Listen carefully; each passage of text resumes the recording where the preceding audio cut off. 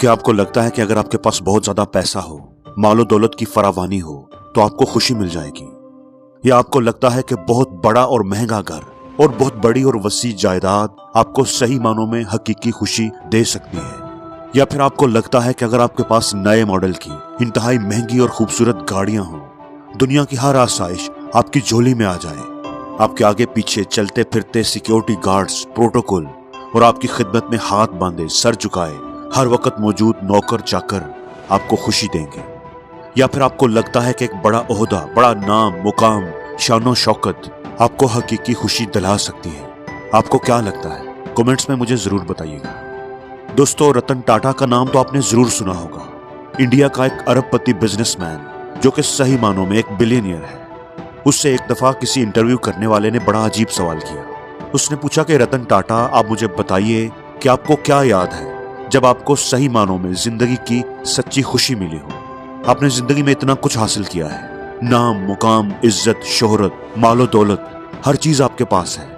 तो आप मुझे बताएं कि किस चीज ने आपको सही मानों में सच्ची खुशी दी? रतन टाटा ने यह बात सुनकर सर झुका लिया और सोच में गुम हो गए। फिर उसने इंटरव्यू लेने वाले की तरफ देखकर कहा, मैं जिंदगी में खुशी के 4 मराहिल से गुजरा हूं और आखिरकार मैंने हकीकी खुशी का मतलब समझ लिया है। पहला मरहला दौलत और वसाइल जमा करने का था। आज मैं इंडिया का अमीर तरीन आदमी हूं, लेकिन इस मरहले पर भी मुझे वो खुशी नहीं मिली जो मैं हासिल करना चाहता था। फिर मेरी जिंदगी में कीमती अशिया हासिल करने का दूसरा मरहला आया। मैंने जिंदगी की हर सहूलत और आसाइश हासिल की, अपनी हर ख्वाहिश को पूरा किया। बड़ा घर, महंगी गाड़ियां, ज्वेलरी, गर्ज जो मैं हासिल करना चाहता था वो सब मैंने जमा कर लिया, लेकिन इनमें से कोई भी चीज मुझे हकीकी खुशी ना दिला सकी। मैंने महसूस किया कि इन चीजों का असर भी आर्जी है और कीमती चीजों की चमक दमक ज्यादा देर तक नहीं रहती। फिर एक बड़ा प्रोजेक्ट हासिल करने का तीसरा मरहला आया। ये वो वक्त था जब इंडिया और अफ्रीका में डीजल की सप्लाई का 95% मेरे पास था। मैं एशिया की सबसे बड़ी स्टील मिल का मालिक था, लेकिन यहां भी मुझे वो खुशी नहीं मिली जिसका मैंने तसव्वुर किया था। चौथा मरहला मेरी जिंदगी में तब आया जब मेरे एक दोस्त ने मुझे फोन किया कि उसे माजूर बच्चों के स्कूल के लिए व्हील चेयर्स की जरूरत है। उसे 200 व्हील चेयर्स चाहिए थी।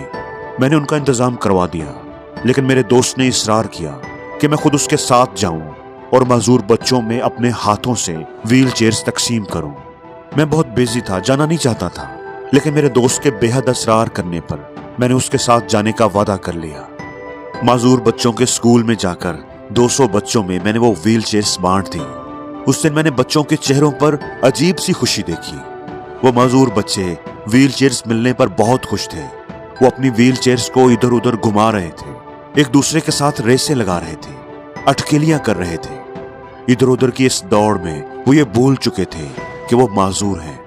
उनके चेहरों पर मौजूद मासूम और सच्ची मुस्कुराहटों ने मुझे जितनी खुशी दी वो मैं बयान नहीं कर सकता। वो मैं आज तक नहीं भूल पाया। उस दिन मुझे एहसास हुआ कि हकीकी खुशी किसे कहते हैं। उस दिन मुझे हकीकी खुशी मिली थी।